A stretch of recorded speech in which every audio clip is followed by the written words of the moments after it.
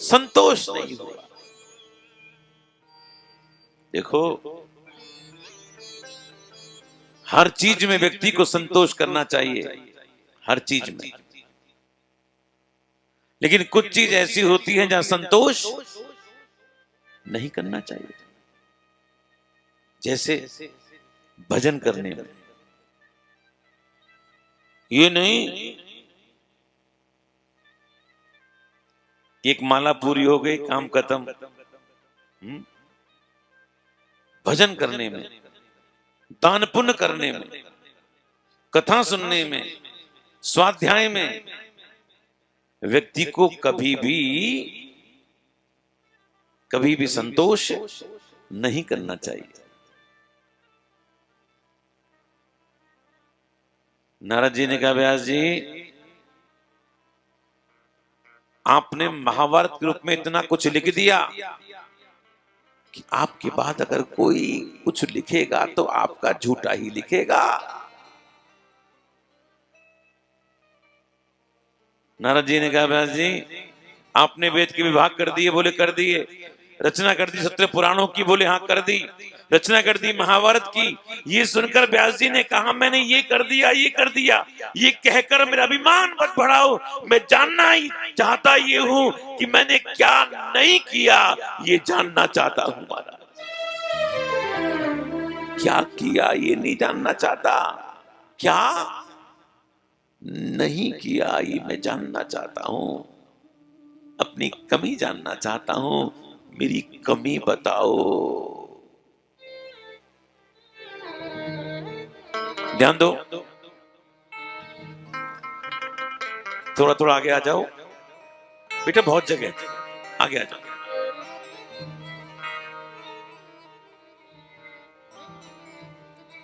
वैसे गद्दे की जरूरत है नहीं, नीचे आ सकते, कारपेट अच्छा है, मुलायम है। आ जाओ आ जाओ आ जाओ, कोई बात नहीं, हम कोई सी नहीं कहेंगे। आ जाओ नीचे, आ जाओ आ जाओ आ जाओ। ये बात, आ जाओ आगे आ जाओ। किसको आगे, किसको जड़ जाएगा, जड़ जाएगा।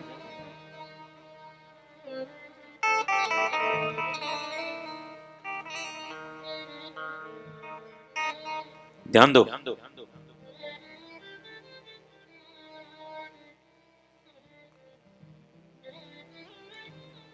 व्यास जी ने कहा, मैं ये सुनना नहीं चाहता कि मैंने क्या किया है, मैं जानना चाहता हूं कि मैंने क्या नहीं किया है। मैं अपनी कमी जानना चाहता हूं, मेरी कमी बताओ। कटनी वालों, कोई अपनी कमी सुनना चाहता है? कोई है जो कमी जानना चाहता हो? ओ, 2-4 मैया हाथ खड़ा कर रही हैं पीछे से, है ना। अचन को पता है, पूछेंगे तो है ना, हाथ तो खड़े कर ही दो। बगल वालों का समझेगा कि देखो कमी जानना चाह रही है। बंबई में कथा कह रहा था मैं, मैंने ऐसे पूछ लिया कमी बताओ, तो बहुत से मारवाड़ी परिवार थे, किसी ने हाथ नहीं खड़ा किया, एक गुजराती मैया ने हाथ खड़ा कर दिया और बोली, गुरुजी मेरी कमी बताओ तब बैठूंगी। मैंने की माता जी गलती होगी, बैठ जाओ। नहीं महाराज बताओ, कमी बताओ। मैंने की बता दूं, मैंने की जब से बैठी है तू बैठी बैठी मोबाइल चला रही है ना, हमसे कह रही है कमी बताओ। और उसके बाद यकीन मानना, उसके बाद 5 दिन वो दिखाई ना पड़ी, कहां चली गई। फिर किसी ने बताया, गुरु जी वो पीछे बैठती है चुपचाप कुर्सी के ऐसे करके बैठी। इसलिए कोई व्यक्ति अपनी कमी बोलो जानना नहीं चाहता। और अपनी कमी कौन जान रहे हैं? व्यास जी। इतने बड़े व्यास अपनी कमी जानना चाहते हैं, और हम लोग छोटी मोटी कथा क्या करना सीख गए? अपने आप को ब्रह्मा का बाप समझने लग गए महाराज कि हमसे बड़ो तो कोई है ही ना। कमी बताऊंगा, नारद जी ने कहा कमी बताऊंगा।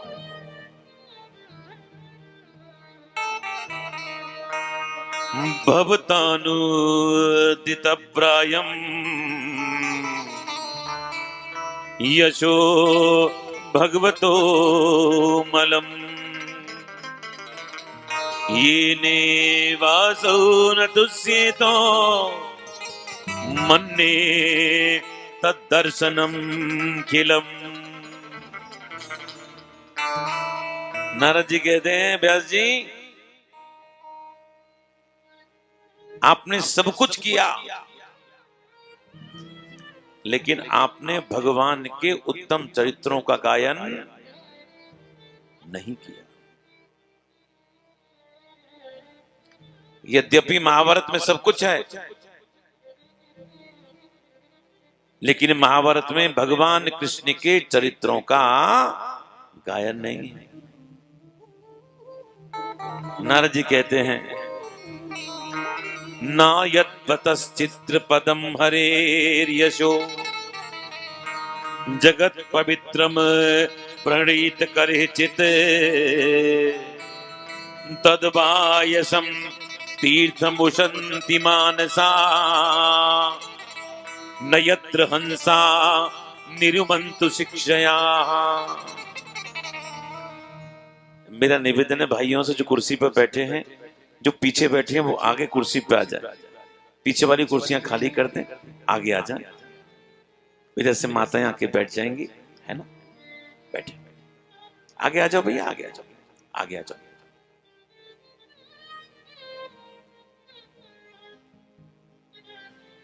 बैठी। और जो नीचे बैठ सकते हैं नीचे बैठे, कोई बात नहीं, ध्यान दो।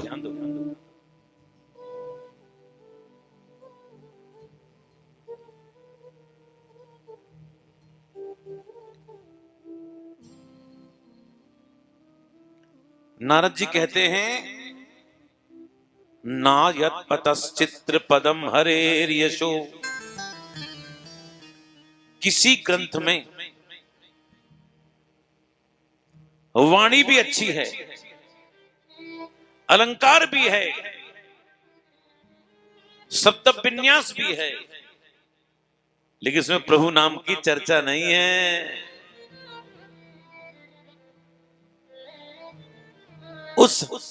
उस तीर्थ में तो कौए स्नान करते हैं, हंस स्नान नहीं करेंगे। फिर कहते हैं जनताग विप्लवो यस्मिन् प्रतिश्लोक मवदस्यो यशोंगतानि यत् शृण्वन्ति गायन्ति गृह्णन्ति साधवो। नारद जी कहते हैं किसी ग्रंथ में अलंकार भी नहीं है, वाणी भी अच्छी नहीं है, लेकिन जब प्रभु नाम की चर्चा है तो संत लोग क्या करते हैं, शृण्वन्ति, नीचे बैठकर सुनने लग जाते हैं। कोई कहता है महाराज आप भी सुनाओ, तो ऊपर बैठकर गाने लग जाते हैं। और कोई नहीं मिलता तो अपने आप गुनगुनाने लग जाते हैं।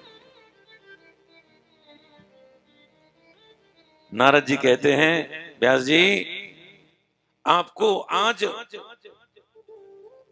अपने पूर्व जन्म की कथा का, पूर्व जन्म की कथा सुनाता हूं। इससे पूर्व जन्म में मेघदासी का बेटा था। जानते हो दासी भी कैसी दासी थी, महात्माओं की दासी थी। बंधुओं, दासी और दास बनना होना दुनिया का मत बनना। दासी या दास बनना हो ना तो महात्माओं का दास बनना। मेरी मां महात्माओं की दासी थी। और जानते हो व्यास जी मुझे क्यों सेवा मिली? मैं महात्माओं की जो झूठी पत्तल थी ना उठाकर फेंकता था। देखो जो महात्मा लोग भोजन कर देते हैं ना या छूट जाता है या छोड़ देते हैं वो कभी झूठन नहीं कहलाते, वो महात्मा की शीत प्रसादी कहलाती हैं। अगर प्रसादी ग्रहण करनी हो ना, जिस महात्मा की प्रसादी है उनसे पूछ कर ही ग्रहण करनी चाहिए, बिना पूछे ग्रहण भी नहीं करनी चाहिए। व्यास जी एक दिन मैं पत्थर फेंकने जा रहा था, उस पत्थर पर कुछ अन्न शेष था, तो मैंने डरते डरते एक महात्मा से पूछा, बाबा आपकी आज्ञा हो तो मैं कुछ खा लूं, कुछ खा लूं। व्यास जी वो महात्मा तो कृपा करने के लिए आए थे। वो महात्मा और कोई नहीं, साक्षात सनकादिक थे जो कृपा करने के लिए आए थे। हाँ बेटा खा लो। और व्यास जी मैंने जैसे ही महात्मा की शीत प्रसादी को मैंने खाया, अब मेरा मन खेलने कूदने में नहीं लगता, मेरा मन महात्माओं के पास बैठने में लगता, मेरा मन महात्माओं की सेवा करने में लगता, और मेरा मन आहा उनकी कथा सुनने में लगता। व्यास जी मैं बदल गया। ध्यान दो, मैं बदल गया। मैं कैसे बदला? बच्चे को रोते देख माँ भी रोने लगी। माँ सोचने लगी बच्चे को मैं कैसे समझाऊं, कैसे बताऊं इस बच्चे को कि मेरे होठों पर कोढ़ हो गया है। मुझे डर है अगर कहीं मेरा झूठा भोजन अगर कहीं मेरा बेटा कर ले तो कहीं मेरे बेटे को बोलो कोढ़ नहीं हो जाए। ध्यान देना, जैसे किसी कोढ़ी व्यक्ति के झूठे भोजन को करने से कोढ़ हो जाता है, ऐसे जो महात्मा निरंतर निरंतर कथा करते रहते हैं, भजन करते रहते हैं, और जब वो भोजन करते हैं तो उनके भजन के परमाणु जो हैं उनके भोजन में आ जाते हैं। जैसे किसी कोढ़ी व्यक्ति के झूठे भोजन करने से कोढ़ हो जाता है, ऐसे जो महात्मा भजन करते हैं उनके बचे हुए भोजन को करने से क्या महात्माओं का भजन नहीं आ जाएगा? व्यास जी मैं बदल गया, मैं बदल गया और मेरी रुचि कथा में हो गई। आहा रुचि कथा में हो गई। बात नहीं करें व्यास जी, ध्यान दो। और महात्माओं ने कृपा की, गले में कंठी पहनाई, माथे पे तिलक लगाया।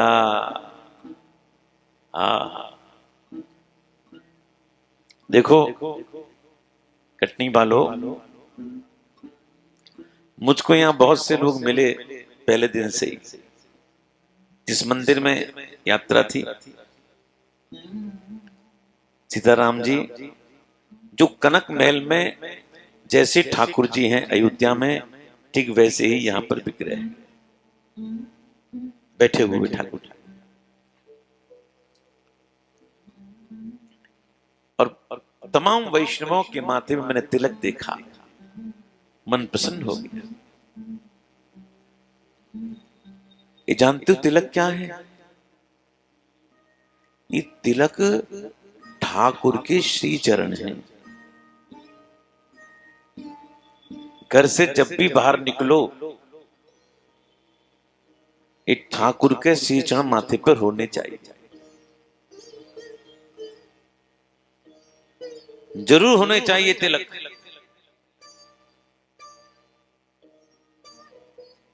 कहते हैं जिसके माथे पर तिलक लगा रहता है उसको यम के दूतों का दर्शन नहीं होता, इसलिए भी तिलक लगाना चाहिए। मैं भी दिल्ली में कथा कह रहा था, एक परिवार ने जो बात सुन ली कि तिलक लगाना चाहिए, वो परिवार तिलक लगाता था। दोनों पति पत्नी आकर मुझसे कहते हैं, गुरुजी हमारी पत्नी कहती है कि ठीक है दिन में तिलक लगाओ, रात को तो मुंह धोकर बोलो सोना चाहिए, तकिया गंदा हो जाता है, बोलो राधे राधे। मैंने कहा अच्छी बात है। उसको मैंने एक बात और कही, मैंने कि बेटा अगर रात को यम के दूत आ गए तब क्या करोगे महाराज। इसलिए माथे पर तिलक बोलो होना चाहिए। ठाकुर के चरण हैं, श्री चरण ठाकुर जी के, माथे पर तिलक चंदन लगा हो महाराज। देखो कभी आपने ठाकुर को बिना चंदन के देखा है, बिना तिलक के देखा है? पहला ही मंत्र बोलते हैं कस्तूरी तिलकम ललाट पटरे।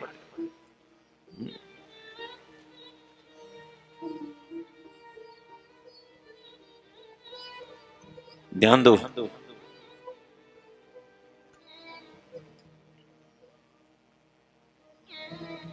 पता है ये आंधी क्या कह रही है? बता दूं?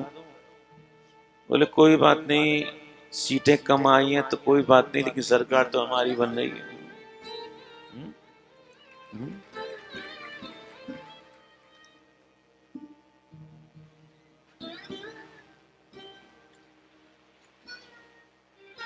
व्यास जी महात्मा लोग जाने लगे। मैंने कहा बाबा जा रहे हो? बोले हाँ। कुछ तो दे दो, कुछ तो दे दो। और महात्माओं ने कृपा की, कृपा की, गले में कंठी पहनाई, माथे पे तिलक लगाया और कान में मंत्र फूंक दिया, ओम नमो भगवते, चेला बना दिया और महात्मा लोग चले गए। मेरा मन कर रहा था मैं भी जाऊं, लेकिन मेरी मां के रहते संभव नहीं था और मैं तो घर में ही रहकर ठाकुर का हो गया था। अच्छा एक बात बताओ, आप में से कौन कौन ठाकुर का होना चाहता है? हाथ खड़ा करो। सब होना चाहते हैं? पक्का? पीछे वाले भी?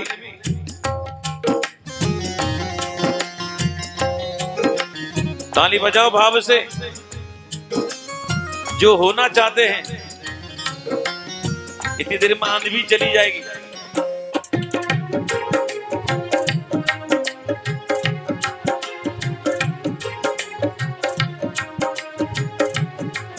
मैं तो तेरी, मैं तो तेरी, मैं तो तेरी हो गई शाम, ये दुनिया क्या जाने।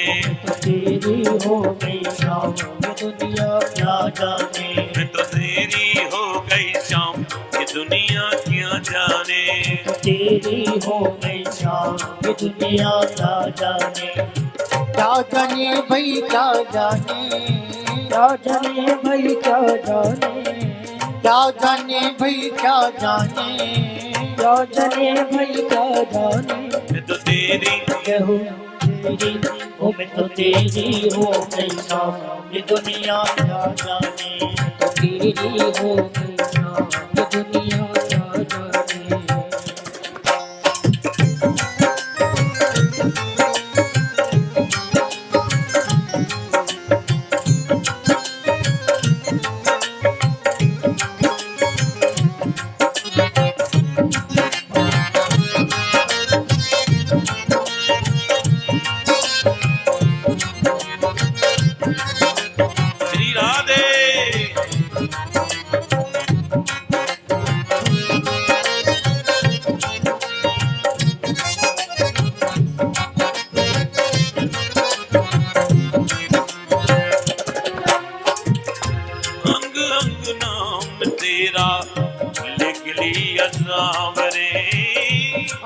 रंग नाम तेरा लिख लिया सामने। तेरी ही आराधना को नैन भय बाबरे, तेरी ही आराधना को नैन भय बाबरे। तेरी ही आराधना को नैन भय बाबरे, तेरी ही आराधना को नैन भय बाबरे।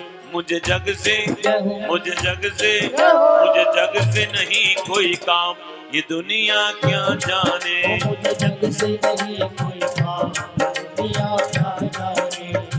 क्या जाने भाई क्या जाने।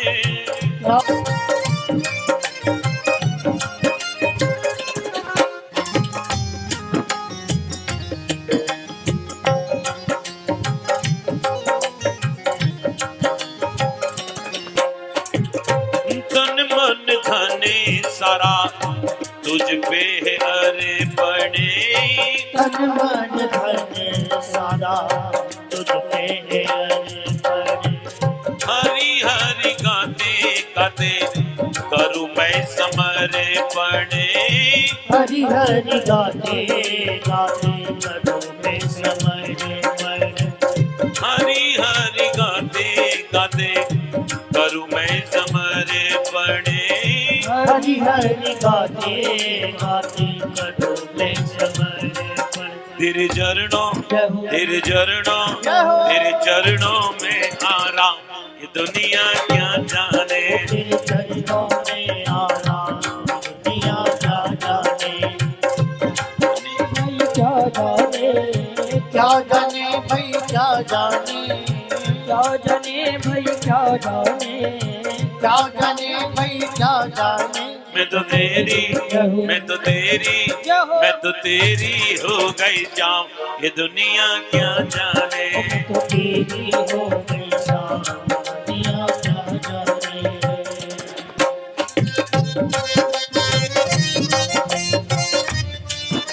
ऐसा लगता है केवल आगे वाले ही हुए हैं जाम के, पीछे कुर्सी वाले तो हुए ही नहीं है, ऐसा लगता है।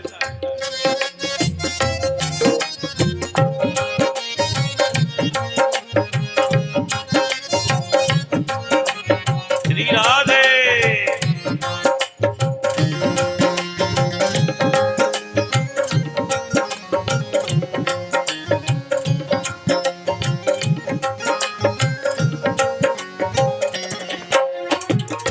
मेरी नैया के प्रभु तुम हो कि भैया, मेरी नैया के प्रभु तो के भैया।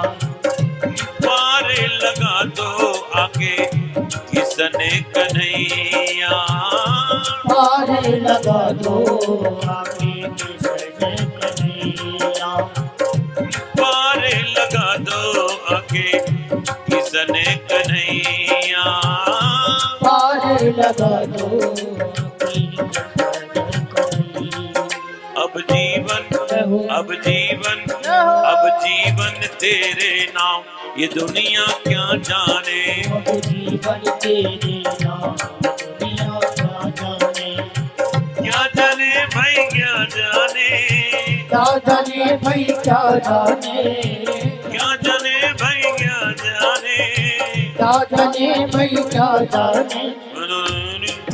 मैं तो दोनों हाथ उठा के तेरी हो गई शाम, ये दुनिया क्या जाने। मैं तो तेरी हो गई शाम, दुनिया क्या जाने।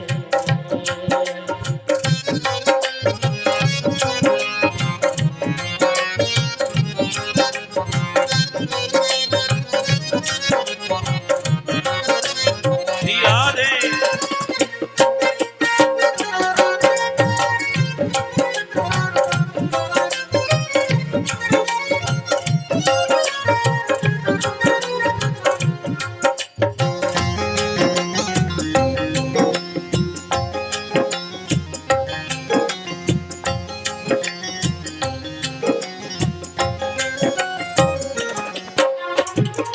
नकली हथेलियों पे मेहंदी तेरे नाम की, रख ली हथेलियों पे मेहंदी तेरे नाम की।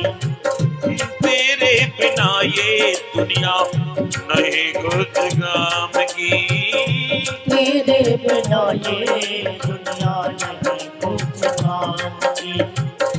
तेरे बिना ये दुनिया नहीं कुछ काम की।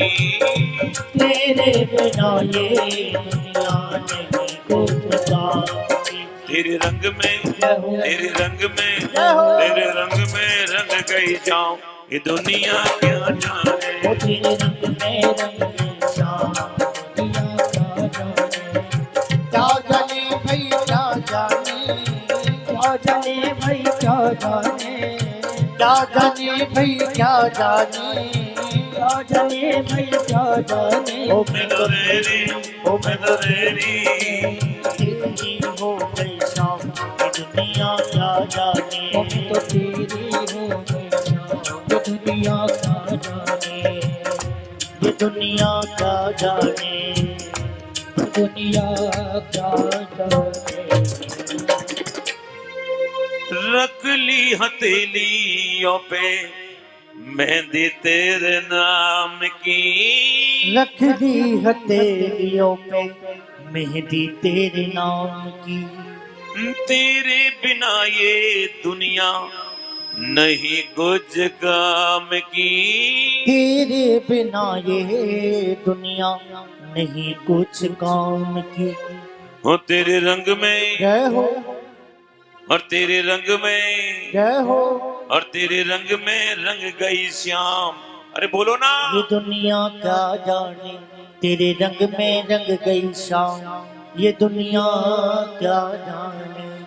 क्या जाने भाई क्या जाने, क्या जाने भाई क्या जाने। ओ मैं तो तेरी हो गई शाम, ये दुनिया क्या जाने। नारद जी कहते हैं एक बार की बात, मेरी माँ जंगल में गई है समझा लेने के लिए, और मेरी माँ को एक सर्प ने काटा और मेरी माँ मर गई। जो मेरी माँ मरी तो मैंने ठाकुर का अनुग्रह ही माना। मैं समझ गया ठाकुर की कृपा मुझ पर हो गई। मैं भागकर आया और जो मंत्र मुझे बताया था नारद जी ने उसका जाप करने लगा। काल महाराज आए तो ये जन्म मेरा समाप्त हो गया और मेरा अगला जन्म ब्रह्मा के अंक से पैदा हुआ। अंक माने गोद, गोद माने लाड़। पैदा भी हुआ तो बड़े लाड़ से पैदा हुआ। मेरे पिता ब्रह्मा ने मुझको 4 श्लोक दिए। व्यास जी वो 4 श्लोक मैं आपको देता हूं, इसका विस्तार करना। और व्यास जी ने उस भागवत का उस 4 श्लोक का विस्तार किया जिसको श्रीमद् भागवत कहते हैं। और इसी भागवत को उन्होंने अपने पुत्र सुखदेव जी को पढ़ाया।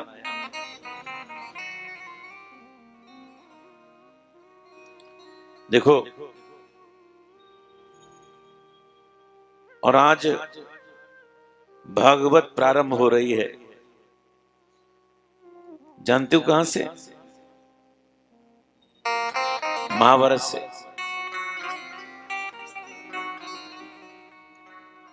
महाभारत से क्यों? महाभारत में लड़ाई झगड़ा है और कलयुग के लोगों को लड़ाई झगड़ा बहुत अच्छा लगता है। और आज भागवत का प्रारंभ महाभारत से होता है। सूत जी कहते हैं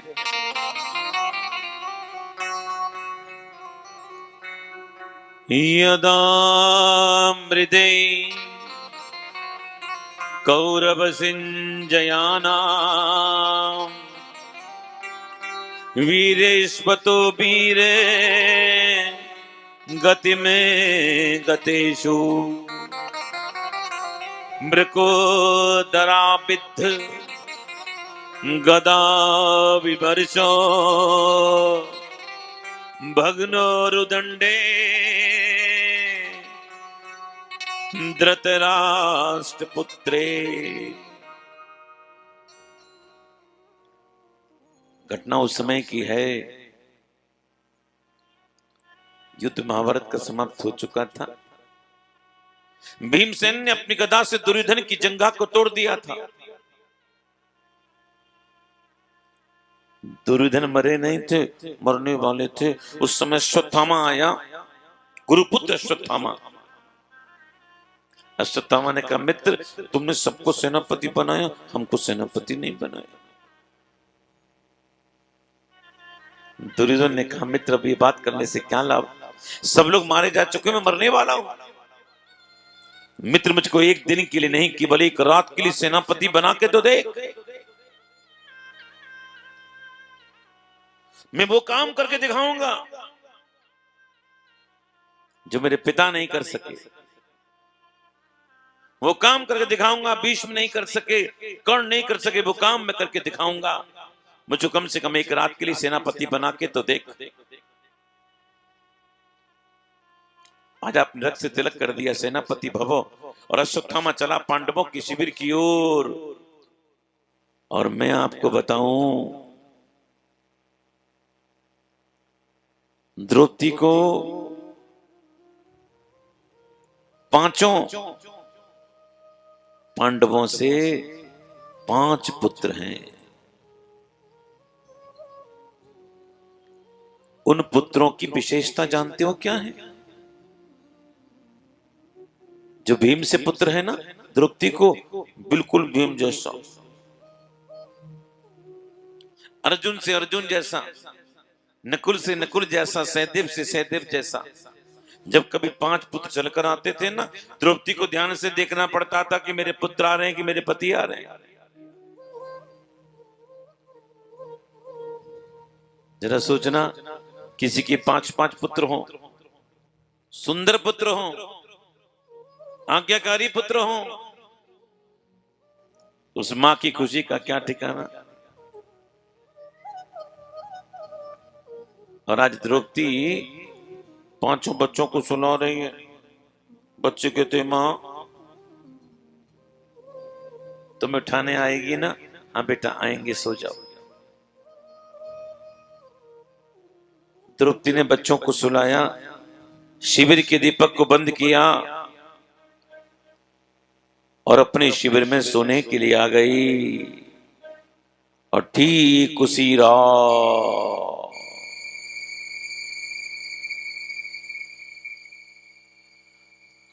अश्वत्थामा हाथ में तलवार लेकर आए।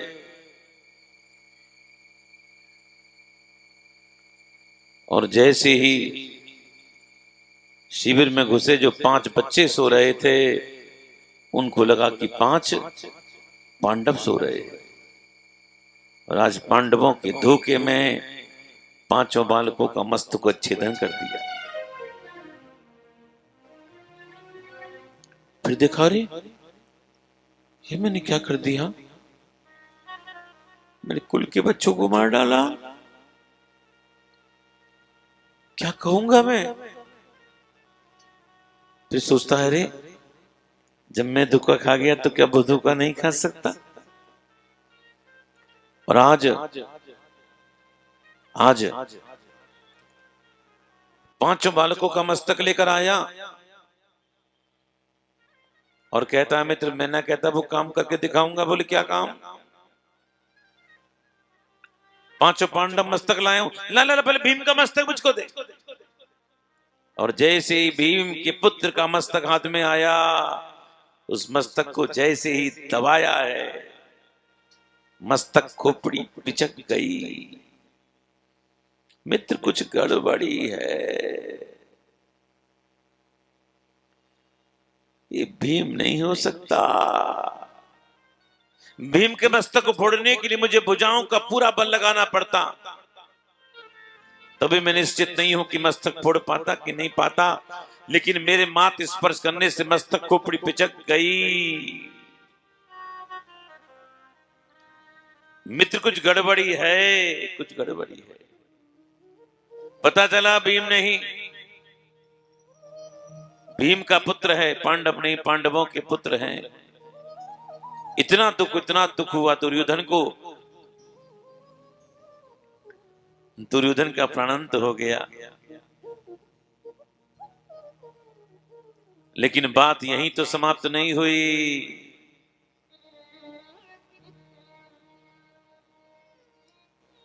द्रौपदी को तो कुछ पता ही नहीं है क्या घटना घटी।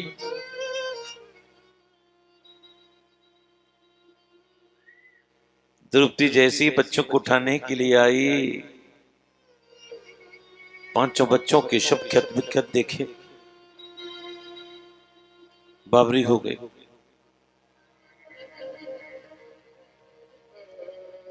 बच्चों के शव को हिलाती हैं, बच्चों उठो,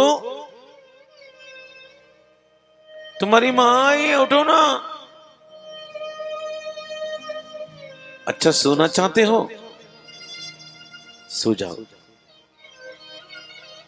सो जाओ। इतने भगवान आ गए, कुंती जी आ गई, पांडव आ गए। द्रौपदी कहती है केशव, ये केशव मेरे बच्चे हैं ना केशव, रूठ के सो गए हैं केशव, मेरे बच्चों को उठाओ ना केशव। देखो देखो कौन आया है, केशव आए, केशव आए हैं। और आज भगवान ने द्रौपदी को जोर से हिलाया, जो हिलाया, अब द्रौपदी की चीत्कार निकली है। अब द्रौपदी बच्चों के शव से लिपट गई, कहती है बच्चों मुझे एक बार मां कह दो, एक बार मां कह दो,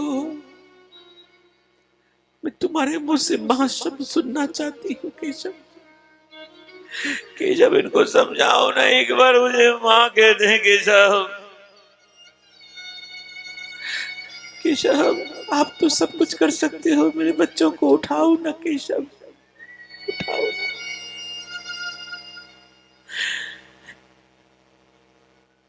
केशव एक बात तो बताओ, मेरे बच्चों ने किसी का क्या बिगाड़ा केशव, क्या बिगाड़ा?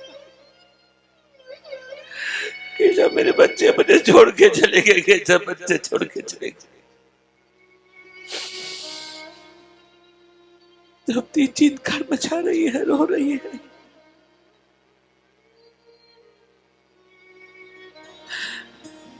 पता चला कर्म किसका है। कर्म श्वतमा का कर्म है। और भगवान अर्जुन जाते श्वतमा को बांध के लेकर आए। भगवान ने कहा इसको मार डालो। अर्जुन ने कहा नहीं मारूंगा, बोले मैं ईश्वर हूं। अर्जुन कहते हैं वेद इसकी आज्ञा नहीं देता।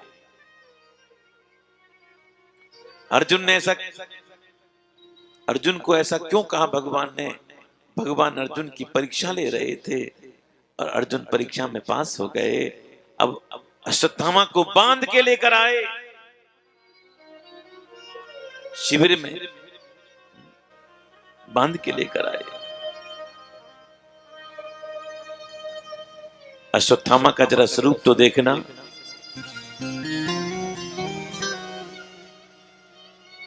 तथा हृतम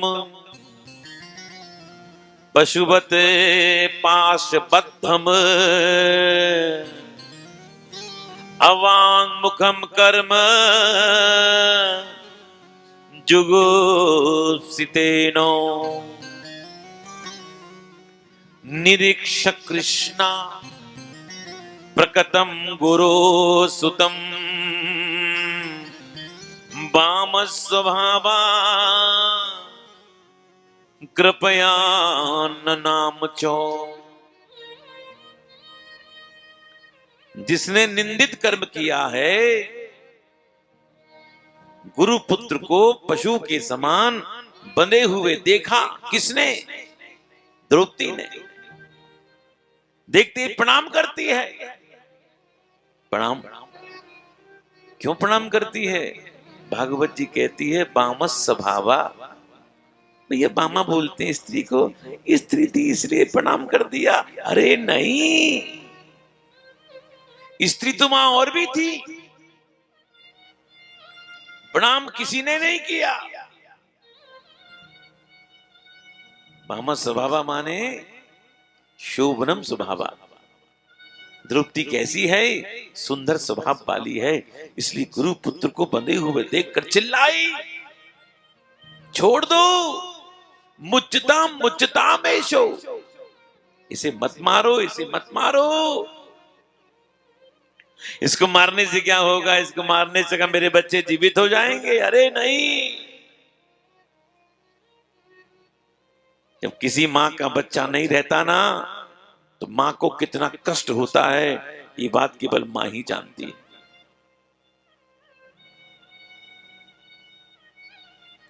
इसे मत मारो।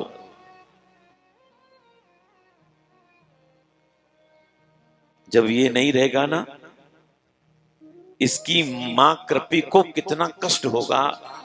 इसे मत मारो, इसे छोड़ दो। सूत जी कहते हैं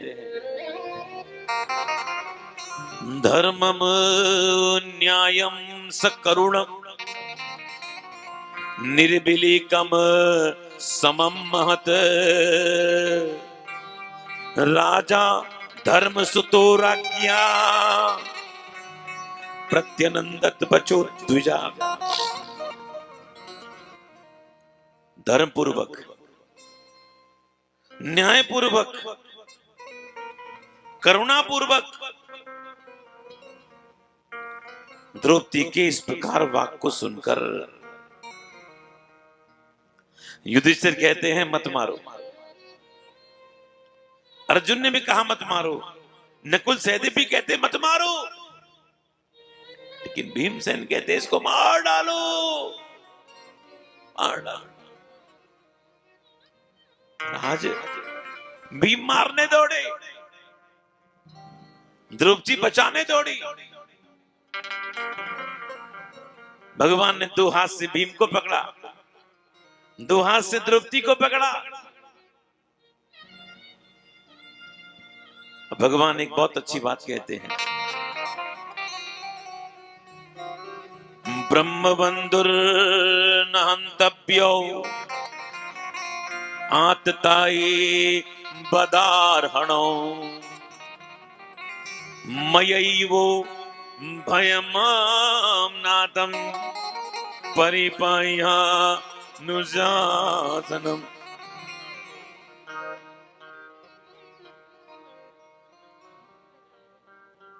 भगवान कहते हैं ब्राह्मण को मारना नहीं चाहिए, लेकिन दुष्ट हो उसको छोड़ना नहीं चाहिए। ये ब्राह्मण भी और अरे बोलो ना, दुष्ट भी है, इसे मत मारो। भगवान कहते हैं अर्जुन तुम्हारी परीक्षा का समय है, तुम कुछ ऐसा करो कि द्रौपदी की बात भी रह जाए, भीम की बात भी रह जाए और मैं भी प्रसन्न हो जाऊं। अर्जुन भगवान के भक्त हैं। अर्जुन ने क्या किया? अश्वत्थामा के माथे पर मणि थी, उस मणि को माथे से निकाल कर धक्का दे दिया, धक्का दे दिया।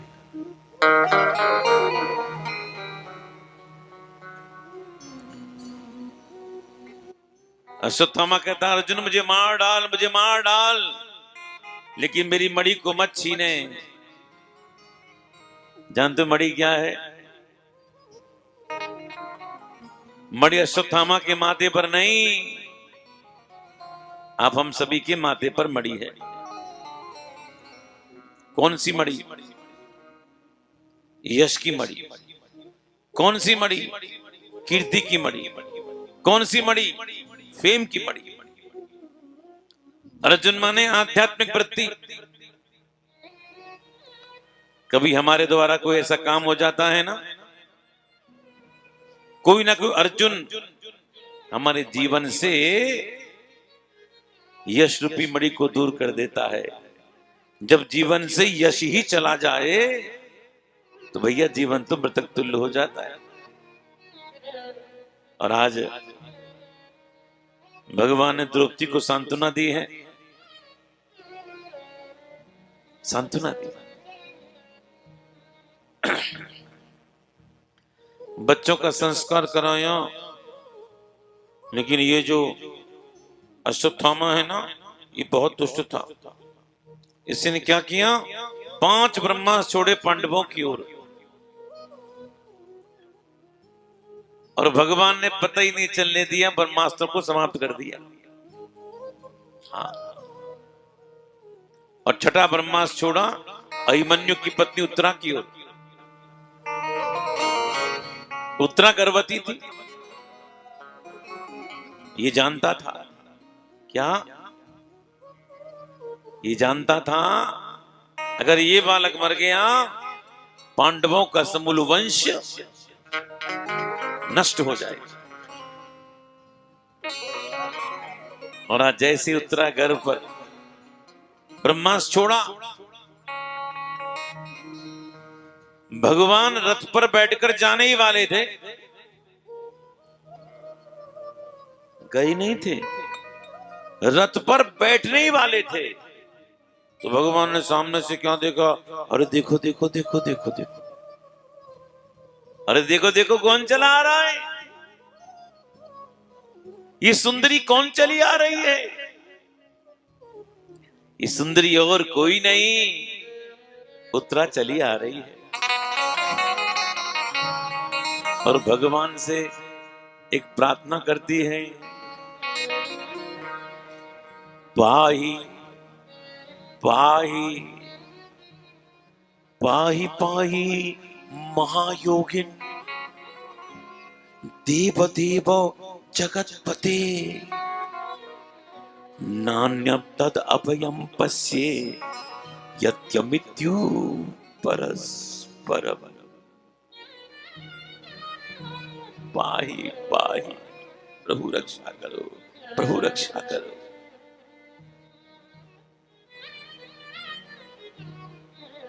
उत्तरा कहती है, कृष्ण आज मुझको परवाह अपनी जान की नहीं है, ये जो मेरे पेट में बालक है ना, इसकी रक्षा करो, पाही माम। भगवान कहते हैं, उत्तरा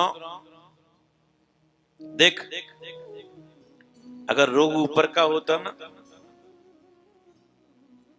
मैं ठीक कर सकता था, लेकिन रोग अंदर का है, वहां तक मैं जा सकता नहीं हूं, वहां तक मेरी गति नहीं है,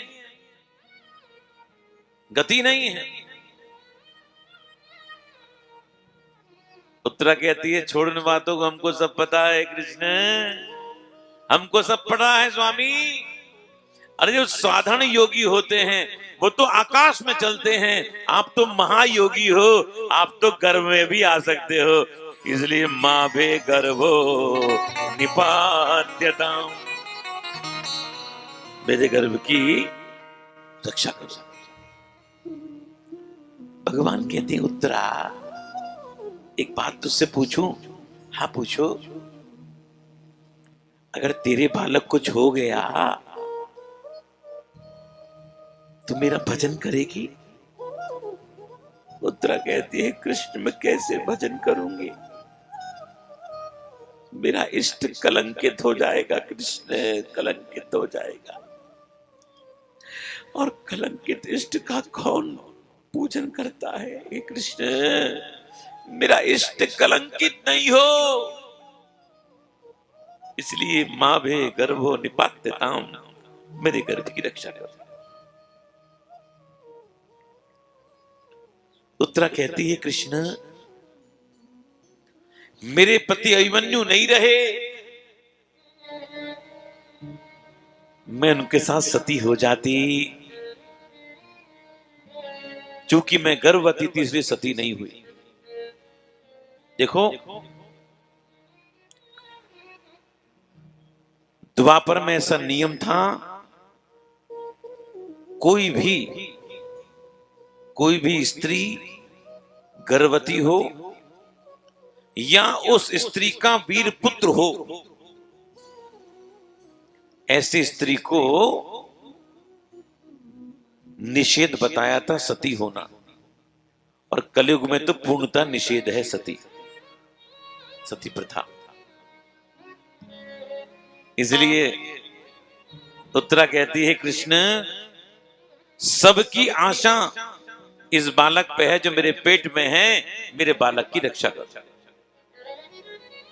उत्तरा कहती है, कृष्ण मैंने कितनी बार मारा युधिष्ठिर को, माता कुंती से बात करते सुना है। युधिष्ठिर कहते हैं, मां तू चिंता मत करे, उत्तरा के बालक होगा, सब ठीक हो जाएगा।